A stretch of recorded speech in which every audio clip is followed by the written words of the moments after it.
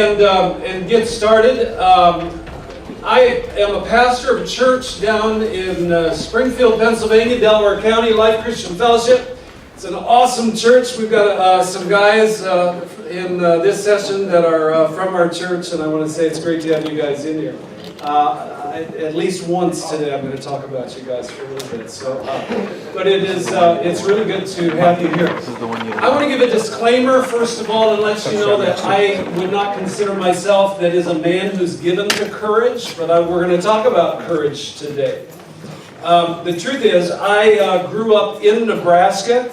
If you've seen any of the news with national news with the flooding that took place in Nebraska, that's kind of my neck of the woods of where I grew up at. My parents are still out there on a farm, and they're okay. They're not under floodwaters, but they're very limited of where they can get to just because of all the flooding that has taken place.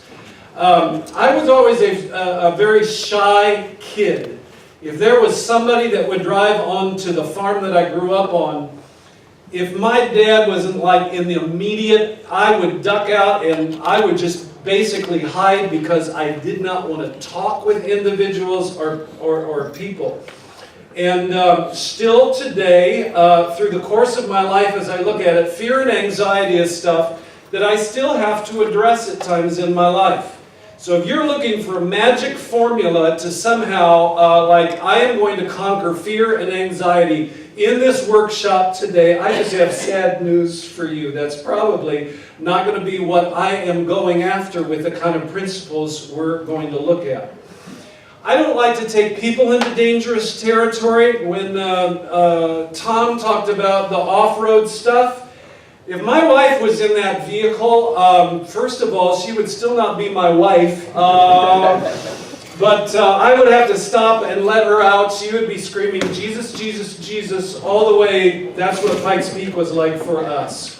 I like to insulate, whether it's my marriage, my wife, my family, sometimes my church, from challenges. I feel unqualified to talk a lot about courage. And for this area, I'll have to admit, like the Apostle Paul, I am the chief of sinners. All right, but I do think that there's some principles that I work at practicing, and that we're going to make some observations from the scriptures, but also some practical things.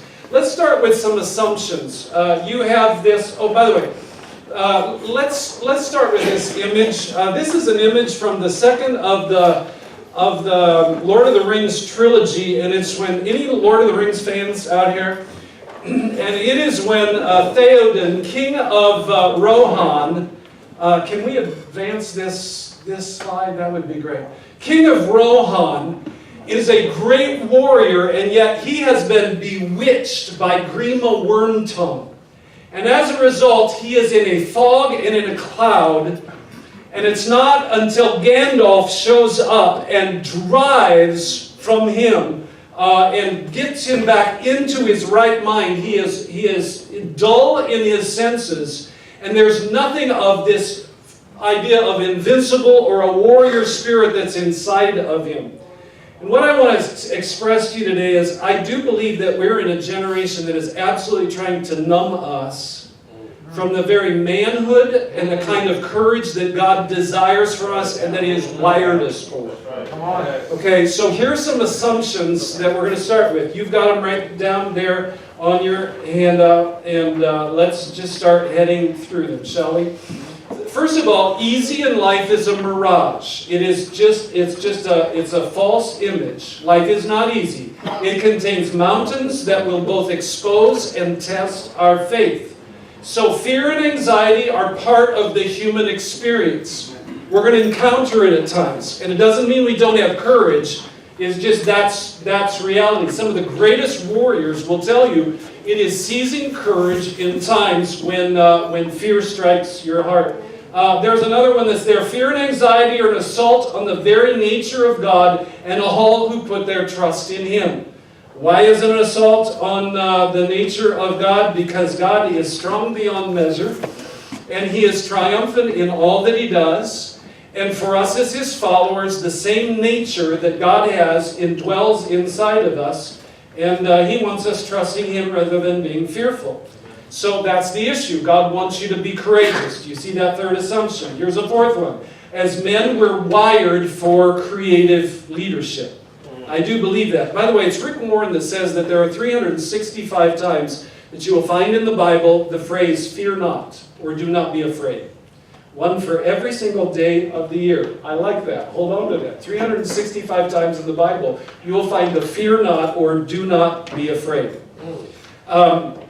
We are wired for courageous leadership. We love heroes, Marvel Comics. I don't know if you're a fan, but give me a good action adventure movie. I like that. Yes. When I was a boy on the farm, there was an old Quonset, it was a new Quonset building that we erected to put a combine in and machinery on the farm. But there was room enough for a basketball hoop, and it was all concrete.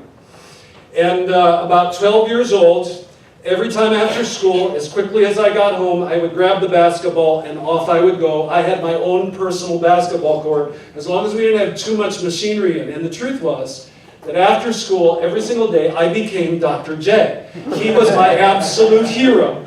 I was transformed into Dr. J until my dad says, gotta get chores done, off you go. And I would come back until they would no longer let me out, but I would play basketball. I was Dr. J. Until someone told me that white men can't jump. I just believe that inside of who we are as men, we have this thing of heroism, and we dream this issue of courage. It's deep down inside of us. God gives us the role of leading our homes. It may be a struggle with the paradox that's inside of your wife, that she wants to have her own way, but she also wants you to lead. And sometimes those don't go on real well. If there's a dispute with your neighbor, she's the one that's pushing you out the door and wants you to be the courageous man to take control of the situation. God has also placed men in the role of servant leaders who will love, protect their wives, lay down our lives just as Jesus laid down his life for the church, that he calls us to be spiritual champions within our home. Here's another assumption real quick. As Spirit-filled believers, we are especially wired for courageous leadership. The early church, when tough times came, they called out to God and they asked God for boldness. Because the Spirit of God comes upon us, and there is a boldness that comes. Is there an amen to that? Amen. There's another one. There is no need for courage unless you've got something to fight for, a mountain to climb, a difference to make, a calling to fulfill, a legacy to leave. So if your pursuit is, I just want nice, peaceful feelings inside of my life, that is not the goal of what courage is. God wires us to go ahead and go after some big challenges, some fights in life, some mountains to climb. And then this final thing, overcoming fear and anxiety is not an easy how-to formula. That's what I'm going to propose to you today. Courage is, it takes a lifetime. But there are principles that we can grab onto. So let's go after these really fast. The first observation that I want to make is this, that courageous men are shaped by the character of their Creator. The more that you get to know God, the more He plants confidence inside of you, and He will forge His nature, which God is not a timid God. God is a powerful, all-consuming God, and He's courageous in all that He does. And courage begins to arise when we get settled with who we are in Christ. This is from Psalm 20, verses 6 and 8, and what it says is this. Now this I know, the Lord gives victory to His anointed. He answers him from His heavenly sanctuary with the victorious power of His right hand. Some trust in chariots, some in horses, but we trust in the name of the Lord our God.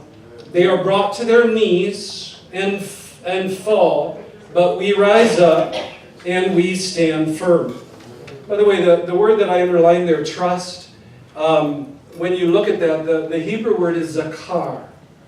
And in that word, it is more than just trust. In fact, some of the translations uses the words, we will remember the name of the Lord our God. Zakar is this, we remember and therefore trust or have confidence in the name, which would represent the character, the essence of who He is, we're going to trust in the name of the Lord our God. But that idea of Zakar is, it is capturing our memory bank, and we look back in life and say, what's God done in the past? How faithful has He been? It will help us and it will assist us, because in times when we have a tendency to revert to fear or anxiety, if we can just remember whose God's been in the journey from the very beginning, when we discovered that He is the God who is personal and will invade our lives. At that moment, if we can retrace what He's done for us, the victories that He's brought us through, what He's brought us out of, we remember it and then we seize on it, and we gain a confidence or trust in God. That's what that means. You can trust in horses and chariots. In other words, you can trust in the might of man. You can trust in man's ingenuity. You can try to figure it all out. You can put your trust there, or you can absolutely bank when you remember what God has done in the past and trust Him with that. Just the courage profile. I love, you just have to revert to David. David, there was enough of God inside of him that when he's a young man and he visits his brothers, and you've got that whole Goliath situation that is taking place, that there was something very, very deep in David, even though he was the one that was continuing to tend the sheep and wasn't necessarily the trained warrior yet, but he knew who his God was. And I love the words that pour out of him when he's facing this Goliath. You remember his brothers? They laughed at him and basically said, who are you to think that you can go down and take on Goliath? But these are the words David said to the Philistine. You come against me with sword and spear and javelin, but I come against you in the name of the Lord Almighty, the Lord of the God of the armies of Israel, whom you have defied. This day the Lord will deliver you into my hands. I will strike you down. I will cut off your head. This very day I will give the carcasses of the Philistine army to the birds and the wild animals, and the whole world will know that there is a God in Israel. All those gathered here will know that it is not by sword or spear that the Lord saves, for the battle is the Lord's, and He will give all of you into our hands. Now that kind of a bold expression was not just some emotional rant at a time where he's trying to muster courage. He just knew who his God was. And because he had forged that relationship with God, God's character had shaped his life in such a way that when the fear could easily take over, he's ready to charge it because he knows who his God is and he knows that God is in control. Hey, here's the second one. Second observation. Courageous men clarify their values and their purpose and live according to them day after day. They are principled in their thoughts, their words, and their actions. I'm just going to ask this question. Are there any of you in the room that have maybe written out like a life mission statement or something like that? Are any of you have ever done that? Awesome. I would encourage you to take some time and sit down and spend some time with God, but ask Him the questions of, as you've recognized how He's wired you a little bit, but ask the questions of, so what does this mean and how is this going to be worked out in my life and what do you want me to do? And if you could sit down and say, these are the values that I want to live by. These are the kind of things that I want to shape and forge my life. Write those things out and head back to them on a regular basis. I've got a friend that went ahead and typed it out and just literally put it in a frame and has it stuck on his office wall. And he heads back to that, and it's been a mission statement for him for over 20 years of his life. It's absolutely awesome. There will be things that will strike fear inside of our hearts. It is in those moments that we really need to be principled men. You have to work at that. Principle does not happen through drift in life. Sometimes I think we have this idea of, and I think it's kind of a faulty idea, of almost like, you know, if you're out on the drift of sea, and all of a sudden you come across the glass bottle and there's a message in it. And there I've discovered that and I've found that. And we look at spirituality like God has come and He's dropped something along the way. And Jehovah Jireh, here it is. God sees me. The miraculous has taken place. And there you discover whatever needs to get you out of the ocean or whatever it might be. I have a tendency to believe that our spirituality has much more to do with digging down deep to discover it and then fight to implement it rather than kind of this emotional kind of wavy thing in life. When fear and anxiety strikes, we need to kick into gear what we know our purpose is, the values that we live by, and be principled men, not just emotional. James talks about that, right? It's like waves of the sea. You doubt comes in. If you lack wisdom, you ask of God, He will give you wisdom. But when you ask, you have faith in God. Because without faith, it's just like the waves of the sea. It's tossed about. As men of courage, we don't live like that. Instead, we live with focused principle within our lives. Proverbs 2:3-6. If you call out for insight, cry aloud for understanding. If you look for it as for silver and search for it as hidden treasure, and you will understand the fear of the Lord and find the knowledge of God. For the Lord gives wisdom, and from His mouth come knowledge and understanding. So you got to dig down into it. If you want to be fearless, live a life of courage, get down into the Scriptures, find out who God is, see the condition of who you are, because it's like a mirror to your soul. And then you make some choices and decisions with your life. I do not want to live like that in fear, be bound by that, but instead I want to live out a life of courage. So we talk, just a courage profile, Shadrach, Meshach, and Abednego. Three awesome men, young men. But they had made choices and decisions with their life that we will not be shaped by the culture, the Babylonian culture that is around us, but instead we will continue to be shaped by what has been the foundation of our lives from the time that we were young. And we were shaped by the Word of God, and so as a result, they made choices and decisions. We will not bend down to any god. We will not bow down to any idol. There is only one God, and He is the God that we will serve. And you know where it took them there. Do some of you remember where it took them? It took them to a fiery furnace. There was great anger that came from King Nebuchadnezzar. But it was God who went ahead and saw them through. And Shadrach, Meshach, and Abednego replied to him, King Nebuchadnezzar, we do not need to defend ourselves before you in this.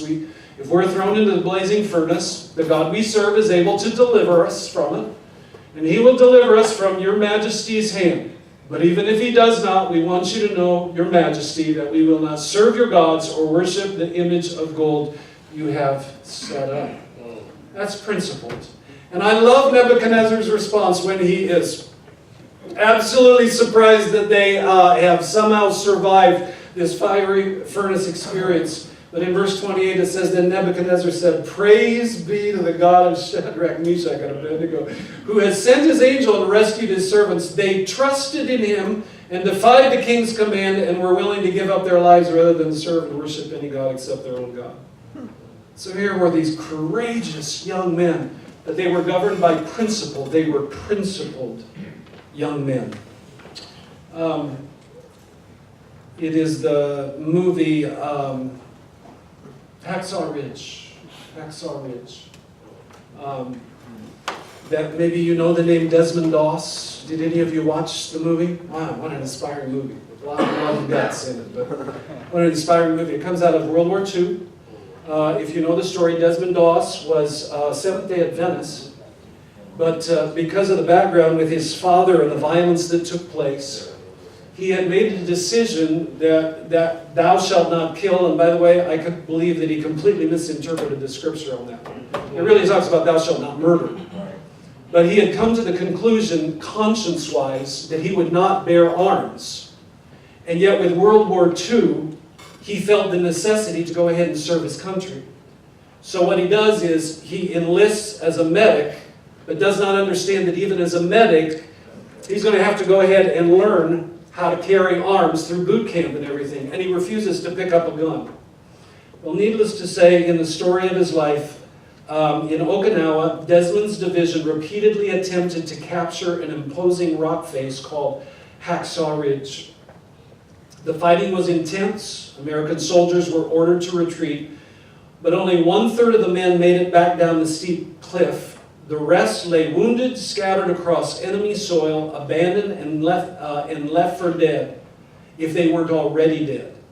One lone soldier disobeyed orders, charged back into the firefight to rescue as many of the men as he could, before he either collapsed or died trying. And over the span of several hours, Desmond Doss treated the injured and one by one dragged them to the edge of the cliff and lowered them down to safety in a rope sling. After each successful delivery, he reportedly said, "Dear God, let me get just one more man." And with his iron determination and unflagging courage, it resulted in at least 75 lives that were saved that day. Wow. All right, 75 lives. But the amazing thing is that he was recognized especially because of the beatdown that his fellow soldiers put on him, but he was principled in what he did. He was a man with a made-up mind. Part of the way that we face fear and anxiety is just with a made-up mind and say, I do not want to live by that as a governing force within my life. I want to be free from that. And so I'm going to make some choices and decisions to live by principles rather than by the emotions that come up at the time. All right? How about a third one? Courageous men are quick to respond. They are men of action. I don't know if you're aware of it, but immediately really is a key word that you will find in the Bible. Gospel of Mark uses immediately. Maybe your translation talks about at once.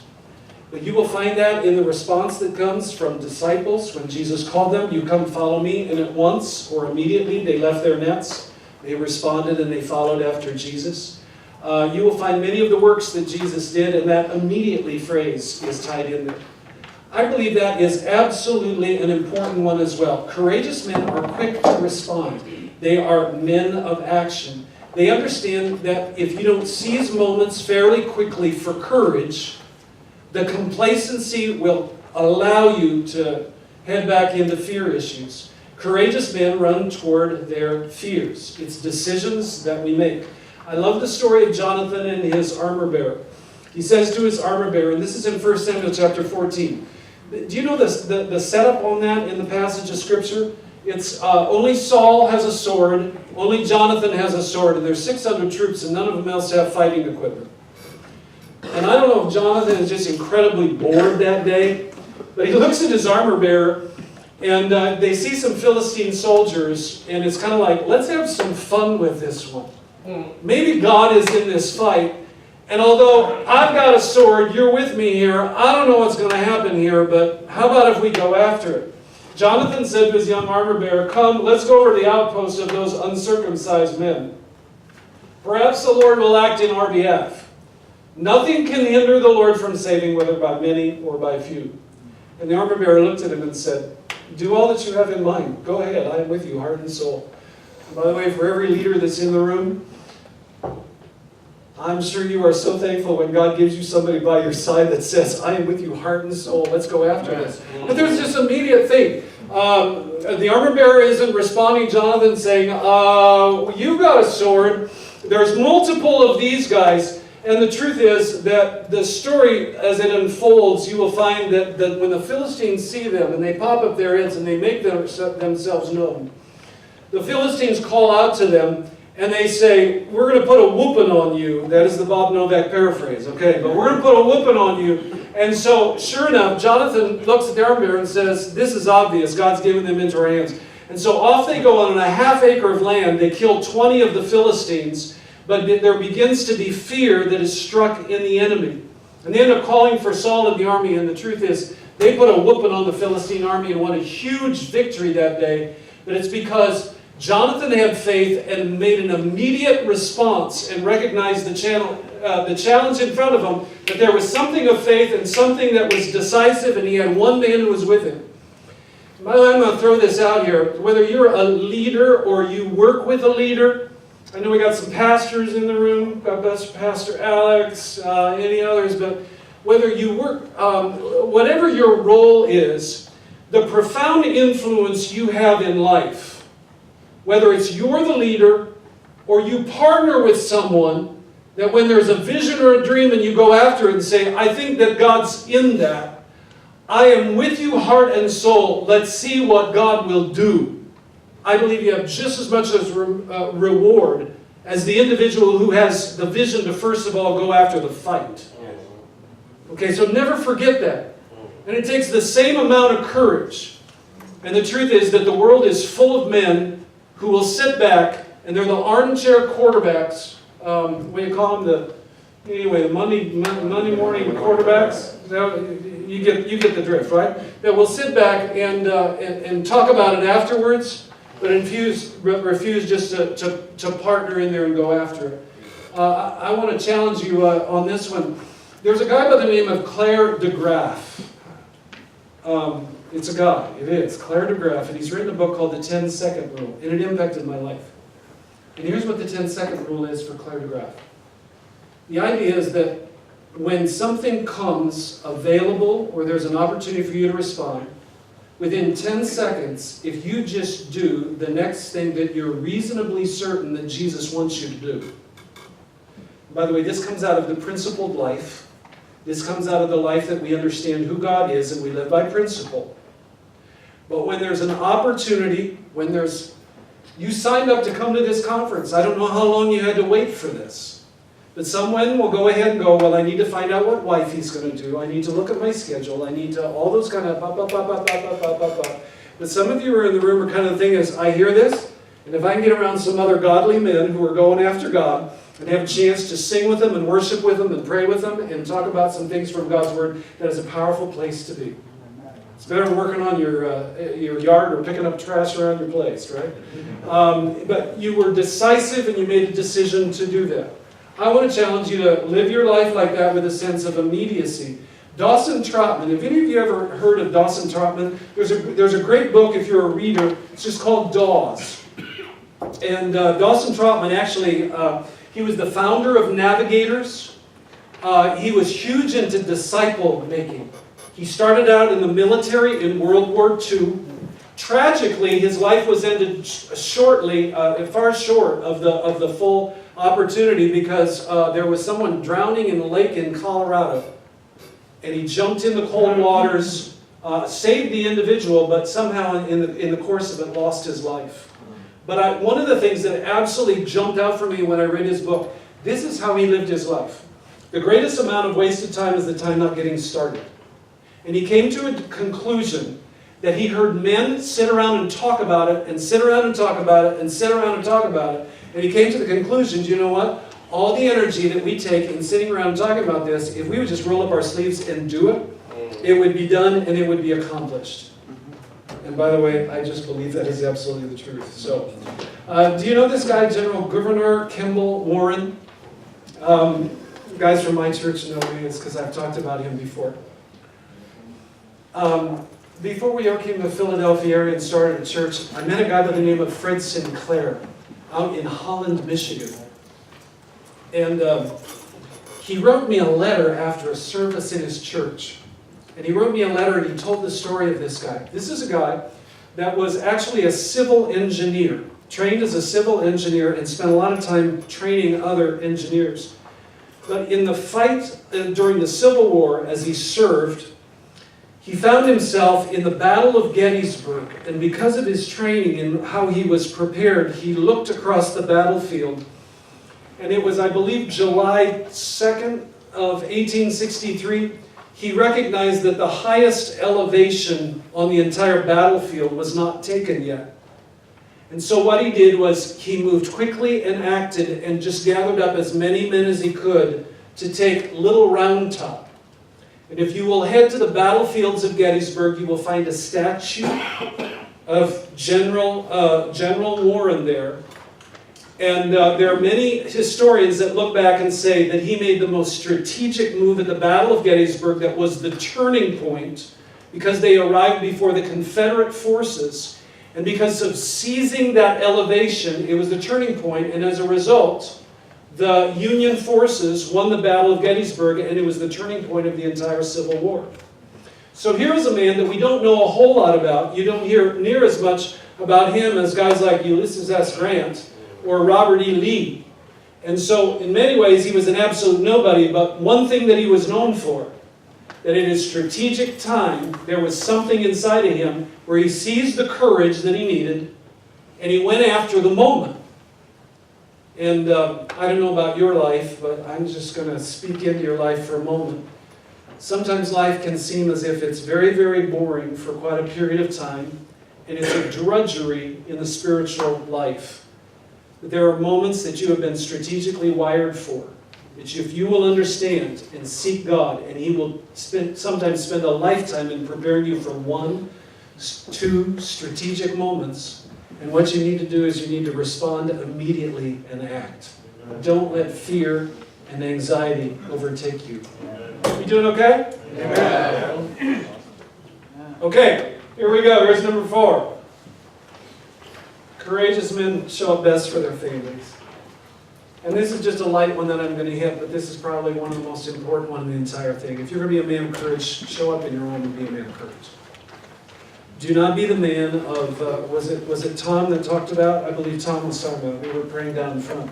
But he talked about the men that have these dual personalities. They're the great guy at church, but when they get home, they're a different man. Don't leave that legacy for your children if you have children. Don't just don't leave that legacy. But instead, one of the most courageous places you'll ever be and really show up is within your home, within your marriage, and the way that you raise your children. It's the most valuable legacy that you're ever going to leave behind. Don't take that lightly. When you die and they put you in a box, I'm not going to be there, and most of the guys in the room aren't going to be there, unless you're next to a best buddy. But I will tell you this, that there's going to be some children that will be around there. There are going to be some people that you invested your life into. The people that you love, find courage to make the right decisions and the right choices. Because there is a real pull of the enemy that will try to absolutely destroy who you are within your home. Destroy your marriage, destroy your family, and you need to find ways to face the fear and anxiety and say, I will stay steady sometimes through the storm. But I will be a principled man. God calls you to be the leader in your home. You can't shirk that one off. You can't negotiate that one away from, with God. He's called you to do that. And so you just need to stand strong. And sometimes it's not easy. But I love what Eugene Peterson says here. Yet I decide every day to set aside what I can do best and attempt what I do very clumsily. Open myself to the frustrations and failures of loving, daring to believe that failing in love is better than succeeding in pride. That's a good quote, isn't it? You got it on your handout, right? Failing in love is better than succeeding in pride. If you are the guy that buries yourself in your work environment and you neglect your family, or you bury yourself in something else, I just want to challenge you, rethink that one. Reprocess that one. You will have a fight on your hand for a strong, loving marriage and for the spiritual well-being of your children. You know there's a battle for their souls, right?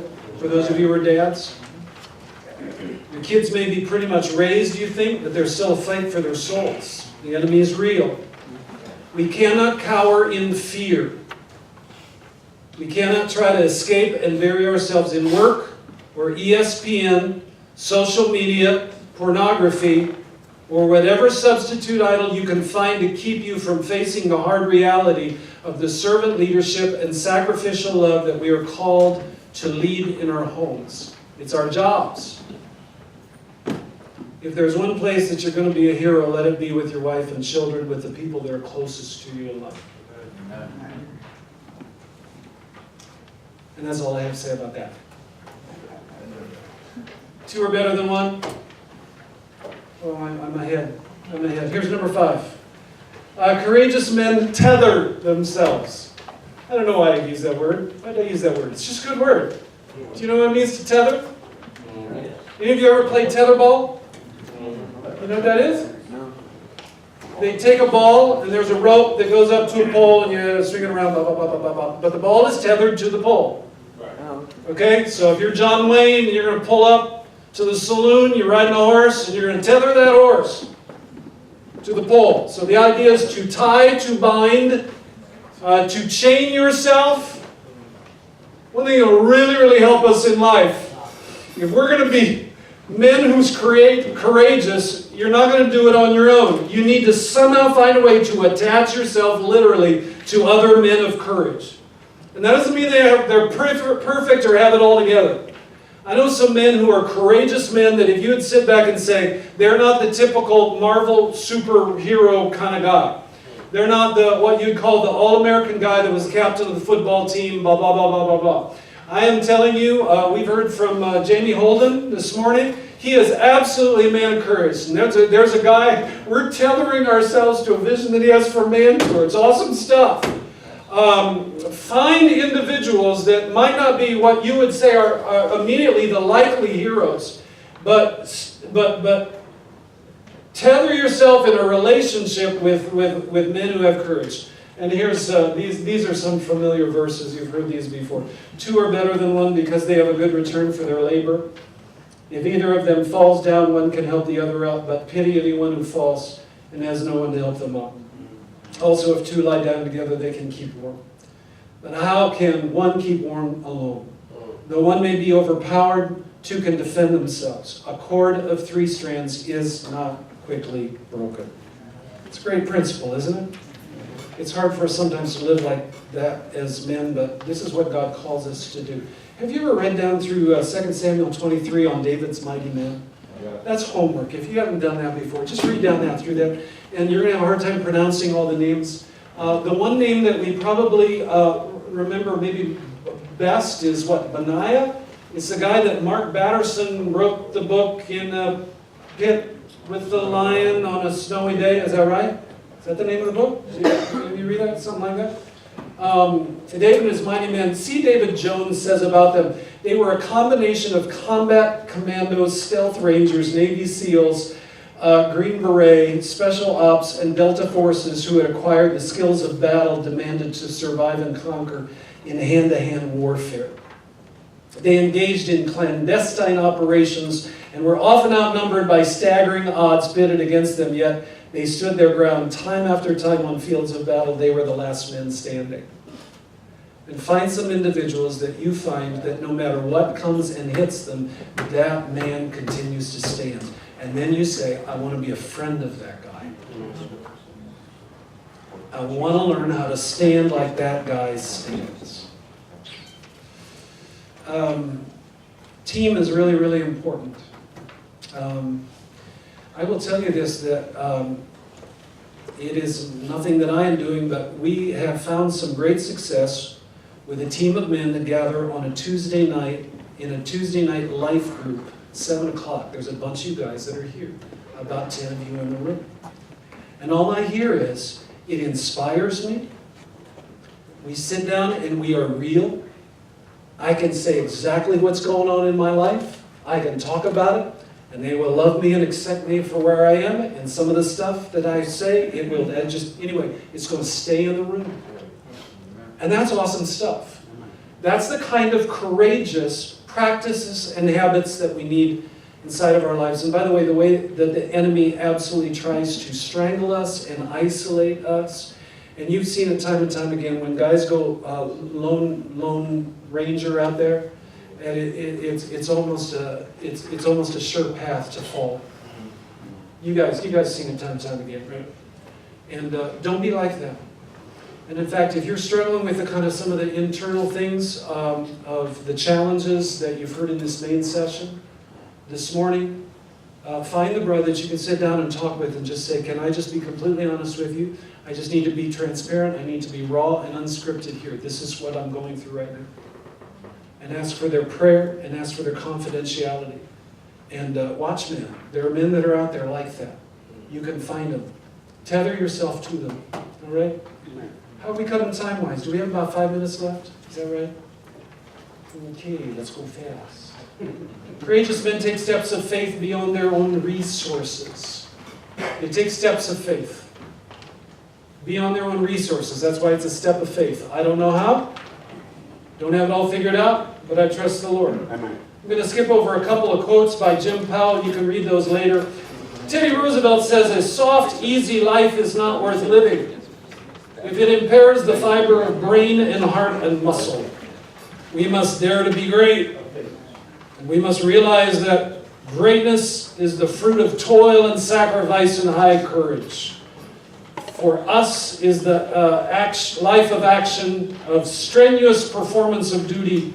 Let us live in the harness, striving mightily. Let us rather run the risk of wearing out than rusting out.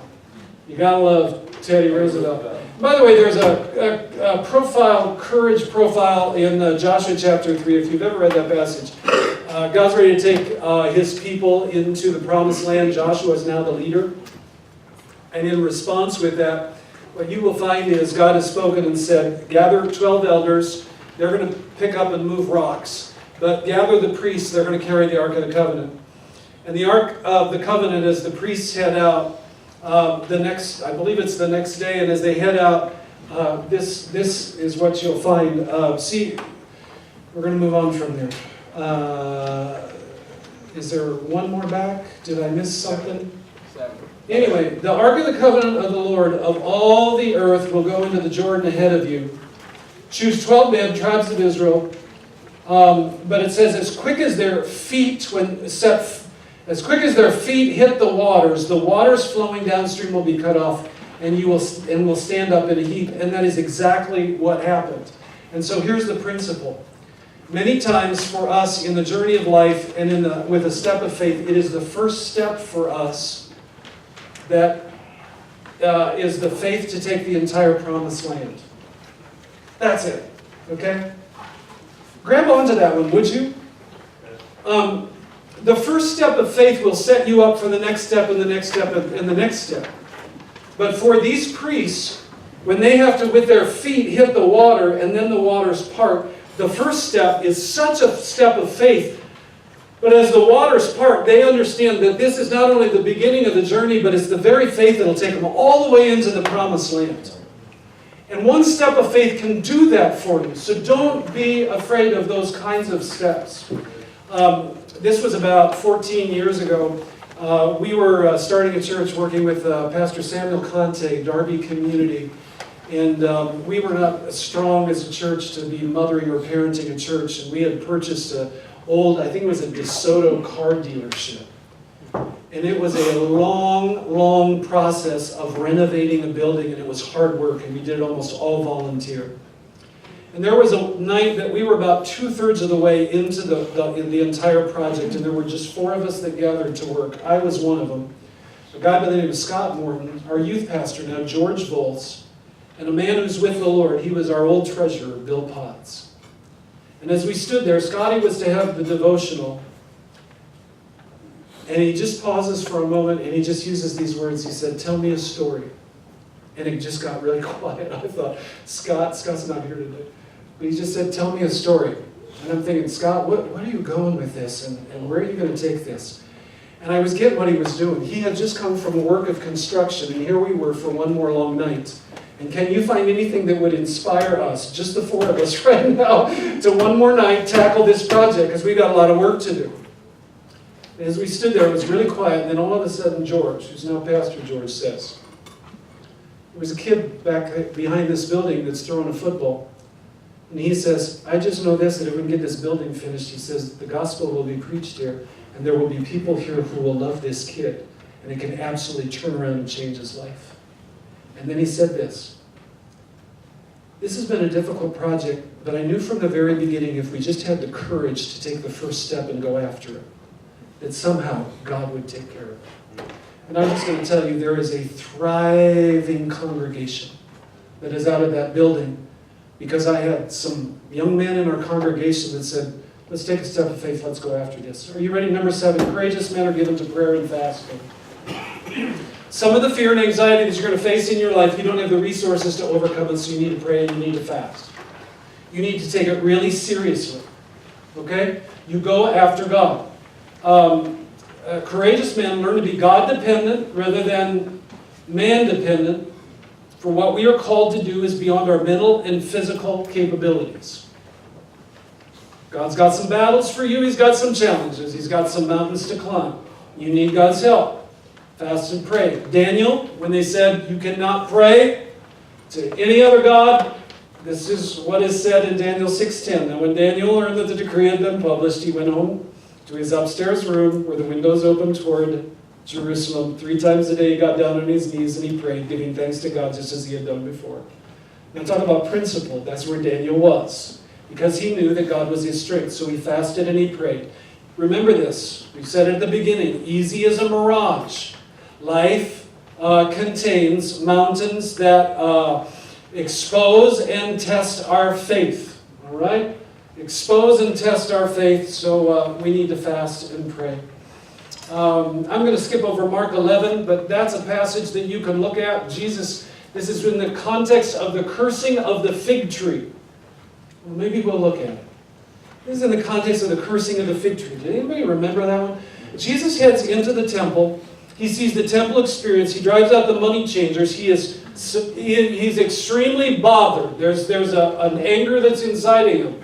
But what is supposed to be a house of prayer has been a place of merchandising. It's been turned upside down, and what you will find in the response that comes from Jesus, he comes back out, and there's like this prophetic word with the cursing of the fig tree. Immediately, it shrivels, and he looks at his followers, and he says this, really. Basically what he's saying, in this prophetic thing that's taken place, just like all of those religious folk do not produce any fruit, and as a result of that, it's become dead and corrupt and therefore cursed. It no longer has the purpose that God has for it in the temple rituals. It is no longer the house of prayer. And then he really looks at it and he says, but this will not be your mission in life.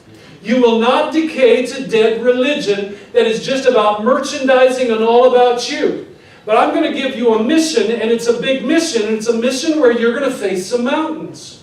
Have faith in God. Don't be like them. Have faith in God. Truly, I tell you, if anyone says to this mountain, go throw yourself into the sea, and does not doubt in their heart, but believes that what they say will happen, it will be done for them. Therefore, I tell you, whatever you ask for in prayer, believe that you've received it, it will be yours. When you stand praying, if you will hold anything against anyone, forgive them, so that your Father in heaven may forgive you your sins. If you struggle with fear and anxiety, take it seriously enough that you will have some serious conversations with God. Serious enough that you will really pray about it and say, God, I need you to set me free from this. I need you to forge this courage inside of my life, and you'll even attach fasting to it. That it begins to adjust the way that you depend on God. If you wholly lean into God, that mountain may be there, but you can speak to it and say, be removed, cast into the sea, and you'll be down the road and you will no longer be held captive by it. Observation 8, courageous men don't quit. Courageous men don't quit. Now they will tell you that there are some things that you do need to figure out how to quit. If you're doing stupid, quit it. You ever watch the Bob Newhart comedy thing where he sits down with his lady and she has this fear and he just looks at her and says, I have 2 words for you. Write this down. Stop it! Anyway. Watch it. Google it. Look it up. It's absolutely hilarious. Courageous men they learn not to quit. Nehemiah is a great profile in courage. What you will find, we'll wrap it up. What you will find is there is a guy by the name of Shammai who is absolutely spiritual hitman for these guys, Tobiah and Sanballat. And he comes to Nehemiah and says, listen, they're after your life, they're going to kill you, so let's go hide in the temple. And Nehemiah responds, should a man like me run away? Or should someone like me go into the temple to save his life? I will not go. I am not a quitter. Courage is not having the strength to go on. It is going on when you don't have the strength, Teddy Roosevelt says. We're going to move to this. The greatest, move forward 2 slides. The greatest impact that you will have in the area of, it will be in the area of long obedience in the same direction. When they remember you, it's not going to be because a little bit of your life here, a little bit of life there, a little bit of your life there. If you're a church hopper, stop it. Get rooted in a relationship that's more long-term. Long obedience, same direction. That's Eugene Peterson. But that means you have to get good at not quitting. Are we almost done? Let's go observation 9. Courageous men are destined for triumph. And this is the good news. I really believe this, right? Captain America. I love the scene with Steve Rogers. This is the photo, but from that Captain America movie, and he hops up, and he is just getting a beat down from a big old guy outside of the movie theater. And he hops up and says, I can do this all day. I hope you get a little bit of this inside of you. I can do this all day. And sometimes facing fear and anxiety, that is exactly what it's like, but I can do this all day. Revelation 21 verse 8 is one of the most sobering verses in all of the scriptures. But the cowardly, the unbelieving, the cowardly, the timid, the fearful. That's what it starts with. The unbelieving, vile. Anyway, it says that they will be consigned to the fiery lake of burning sulfur. This is the second death. But there's profiles in courage at the beginning of Revelation with 7 churches, and at the close of every single message it says this. But to the one who overcomes, to him who overcomes, to him who overcomes, and there's always a promise with it. And when we get to heaven someday, men of courage, we're going to arrive there, we're going to look around, and we're going to say, you overcame, and there's going to be lots of high fives that take place. Yeah. But we are not those who shrink back in timidity. We are men who live out our lives in courage. So let's stand.